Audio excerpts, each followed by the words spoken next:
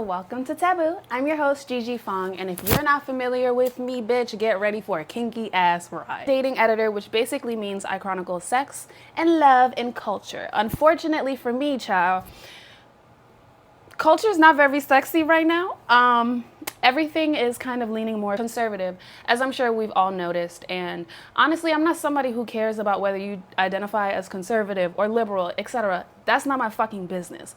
What is my business is levels of tolerance and respect for our peers. And I just feel like the queer experience, specifically our trans brothers and sisters, being a woman right now, I'm just like really confused at what the fuck is happening. Essentially, I'm unimpressed with the state of sex and love in our society. And this has been dating back a long time. But I would say the point I reached where I was like, I'm not fucking doing this with y'all. Sydney Sweeney, the vocal fry and the eugenics. Come on now. I was like, I can't do this shit anymore. So I literally vowed to just shut the fuck up until I came across something that was sex positive in culture. Now, this isn't just me that's saying this. One of my favorite fashion pages, Data, but make it fashion, literally talked about how everything is just monochrome and very covered. I'm all for the girls dressing as they'd like, but doesn't it feel kind of unfair if only the modest girlies get looks and the kinky bitches don't? Oh, okay. So anyways, every week I'll be sitting down here going over just everything sex positive in culture and also all the lovey-dovey things. Hence the name Taboo, because for some reason, every time I open my mouth to talk about queerness, sexuality, or anything of the sort, I get deplatformed. Like, I literally have been deplatformed at least 6 times, including my professional career. Clock it! I hope I don't get sued for saying that. Anyways, so I have to say, one of my favorite things about sex and culture right now, Cardi B. I need to sit up straight for this one. Cardi B is just, she's getting it right now. And I have to be honest with you, in a lot of different ways for me, because whenever I've been surrounded by pregnancy, it's always been an element of the woman is very delicate, or the person that's about to give birth is very delicate. So we're like holding hands, we're supporting her backside when she's walking just to make sure nothing happens to mama and baby. On the other hand, Cardi B is out here fucking twerking on all 4s, and she's clearly about to give birth in like 2 months. I just have to say, I'm so impressed. I am somebody who, I'm one of the queer girlies that are like very career oriented. Like, that's my steez, that's my thing, you know, like motherhood, I'm gonna be the neighborhood auntie, the neighborhood mom. That's where my fulfillment will come from, in that community aspect. And I've always thought this way. But seeing Cardi B do all of this, I'm like, wait, hold on. And then it took us into a very interesting portion of the conversation, in my opinion, because the boys on Twitter were like, I hope the US government doesn't see this, because they're gonna end like all of the maternity benefits. And all of the girls in the comments, rightfully so, were like, baby, what maternity benefits? Why do you think Cardi B is twerking on all 4s, honey? Because if she does not, she is going to be sued into oblivion by that label. So I feel like Cardi B, you know, people, the cat hair on my lip as I say this is really rich. I feel like people judge Cardi B, they call her ratchet, she's reinforcing stereotypes, whoop-de-woo, Everyone's entitled to their opinion, but I know for me personally, I'm a former sex worker, so I love to see the kinky bitches thriving through every phase of their life. I'm not into respectability politics, because whether I present as a whore or not, I'm a black woman in America, so people don't respect you. You feel me? So that's why I just do what I gotta do. Regardless, and that's why people don't like bitches like me. Anyways, look at my shirt. I might have to flip it, but it says freak. Speaking of, you know that episode of Nola Darling, She's Gotta Have It, where she's like, I don't like when people call me a freak. I don't really give a fuck, but I understand her perspective. I don't really feel stigmatized. Yeah, I just needed to say that. Anyways, so I have my notes here. I'm trying to flip for y'all, but kind of a little hot mess right now. So, pink laptop. I have my notes for y'all. Let's see what's next, bookies. Oh, so on Cardi B's meet and greet run, she's out here playing with nipple clamps. She's doming men. She's doing cock and ball torture. I'm like, this is what I like to see. Yeah. So I'm kind of hot right now. Hold on. I need to like put my vagina in front of the fan. This is what it's like to live in a studio apartment. Exposed braid. The views are very nice, honey, but my asshole is sweating in ways that she never has. So anyways, speaking of nipple clamps, depending on how long you've been tuned into my content, I don't know. If you've been here since like, I don't know, everything before 2020 is kind of just like shit in my brain, I'm gonna be honest with you. My kinky journey actually started with nipple clamps. Are they still hanging up? No, I don't know where they are. But nipple clamps are essentially, if you're not familiar, it's a chain. Well, it's usually my favorite kind. My favorite kind is like a chain with the 2 nipple clamps at the end, and it literally goes on your nipples and it clamps on. So it's definitely a toy that you don't want to try if you're not into pain. If you are into pain, Pookie, it's a very nice experience. There's something about like, there's 2 positions I like it in. Okay, I'm gonna be honest with you, I was gonna say 3, but then I realized I like it in every position.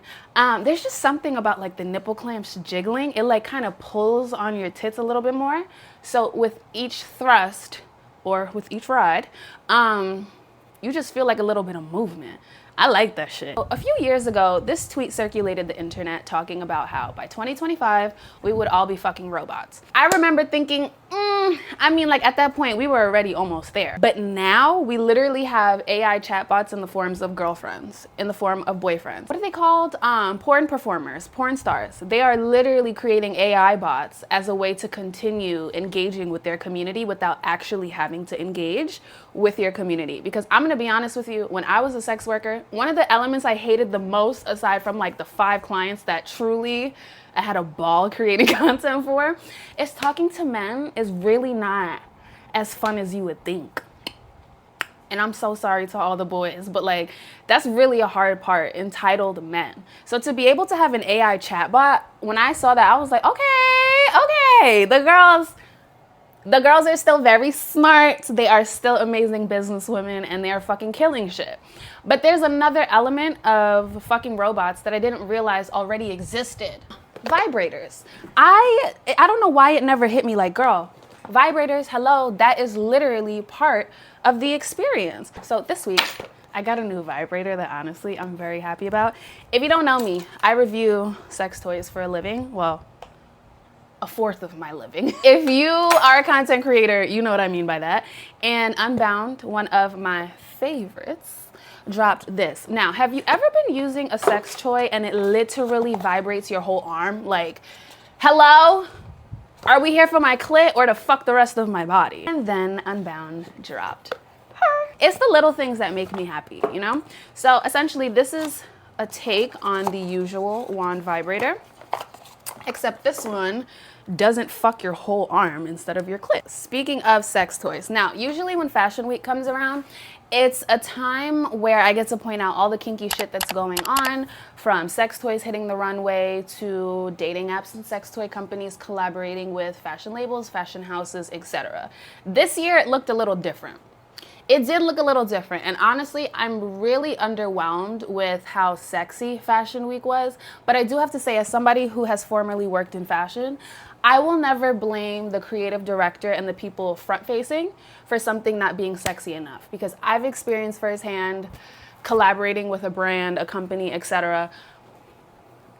From the meeting room to launch, it's like a lot gets lost in translation there. Because not everybody understands the vision. So I'm not gonna blame anybody, but I will say there was one thing that I really enjoyed, and that was the use of open ball gags. Now, this is something I've noticed for like 3 seasons now. The first time that I peeped it was with America Universal's collection in spring, summer 2024, I believe it is. I'll pull up the article. But essentially, open ball gags are like a ball gag for your mouth, except it's open. So think of like a dentist putting that thing in your mouth to kind of hold it open. In kink situations, that's very sexy because it like lets the spit dribble, you feel me? It just leaves a lot of room for fun, creative things during sex. And especially if you like fluids. If you're not kinky, this show is not for you, okay?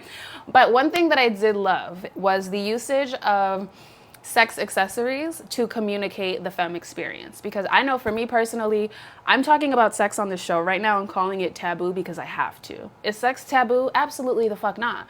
But for some reason, every time I open my mouth to talk about sexuality, it's a fucking problem. But I can sit here and wear this shirt and it won't get flagged. But if I use my mouth, it will. You see that? It's fucking weird. So whenever I see examples of censorship or women in suffering or struggling on the runway, honestly, that's sometimes what I gravitate towards the most, because if you work in the fashion industry, you know what the hell be going on behind closed doors. Delara. So, speaking of Delara, she actually had a very beautiful collection. One that many were tweeting, damn, this collection is so good. I know her team is behind closed doors banging their head against the wall. Because that shit was that good. It was that good. I'm talking like latex mixed with or juxtaposed with flowy fabrics, open ball gags that are worn as like headgear, so like not just for the mouth but as headgear. It took a lot of different forms, but the whole point is I noticed that open ball gags, which keep your mouth open but still suppress it in a sense, as in you can't say words, etc. I'm noticing that designers are subtly communicating this aspect of the femme experience through sex toys. So where I usually am using sex toys like nipple clamps and open ball gags, excuse me. So where I'm typically using sex toys like open ball gags and nipple clamps for sexual exploration, for the fashionistas, the designers, etc., it's a way to communicate how they truly feel as a woman. I just felt really drawn to this article. I'm looking at it right now, that's why I keep looking this way. But the name of the article is Are Ball Gags the New Fashion Statement for Silenced Women? And honestly, that shit ate down, because I'm not really here to have fake conversations about the femme experience if that's what we are going to be channeling through fashion. Don't waste my fucking time. Because if I wanted to see shitty expressions of the femme experience that are watered down, I would just reference my real life and my professional career. Anyways, child, let's see what else sexy is going on. Oh my God. Before we dive into that big clusterfuck, Khalid? How you say that man's name? Let me do a little Google real quick. I don't know how to pronounce his name, but the musician that was wrongfully outed, he's known for like collaborating with all of the R&B girlies, aside from K Tronada. New visuals coming from this one, and I just have to say, although he was wrongfully outed before he was ready to be out, I do have to say I'm excited to see where his art is going to go.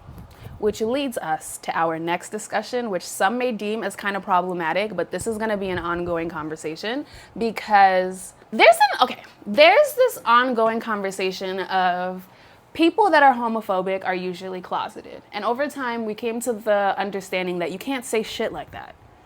You can't say shit like that. That's kind of fucked up, because it's like, so you're just assuming that everybody that's gay is that abusive?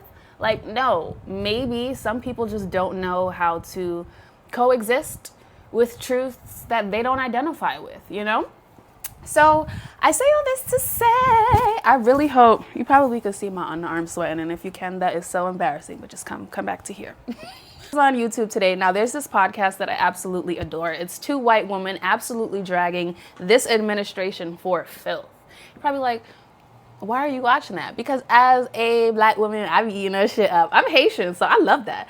I love to see people critiquing things. Like, for example, seeing sex toys on the runway. Don't just be happy because there are sex toys on the runway and you're like, ooh, this is so fun. Did they credit sex workers? Are they actually paying their team a livable wage? You know, like, we need to be thinking critically. Which brings us to this current administration and our last topic for the day. Second to last topic for the day. The I've Had It podcast. I didn't know how to bring this up because it can get messy. So the I've Had It podcast, there are these two hosts. They are fucking amazing. They drag this administration for filth when it's needed. I would say before it was definitely giving like critically thinking and sass. Now it's giving fuck it. One of their producers, I think one of their producers is a lesbian woman, and they presented something on the most recent episode about conservatives who are DL. And usually we'd have conversations about this and say, that's fucked up to out somebody. But her logic and her reasoning is that it's one thing to be closeted, but when you are using your power, your voice, your activism to harm an entire community, like, I'm sorry, but we're not gonna let your identity exist in the closet. You're clearly miserable in this administration for a reason, and given the research that she compiled, the case leads towards that is a gay man who hates himself and is forcing all queer Americans to feel the wrath of his self-hatred. And I'm not gonna lie to you, when I saw that YouTube video, I clicked on it because I was like, there's no fucking way. And I'm watching and I'm like, oh my God, this is happening right now. And oh my God, this is real research. Like, this is true investigative journalism. And I'm like, I paused it because I needed to ask myself some moral questions. Like, is this okay?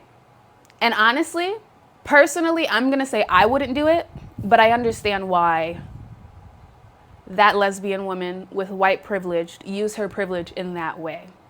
Because there are a lot of us who can't have these conversations. Like, there have been like 15 things I've wanted to say during this, but I can't fucking say them because I'm gonna get deplatformed again. My phone camera just die. Yes, it did.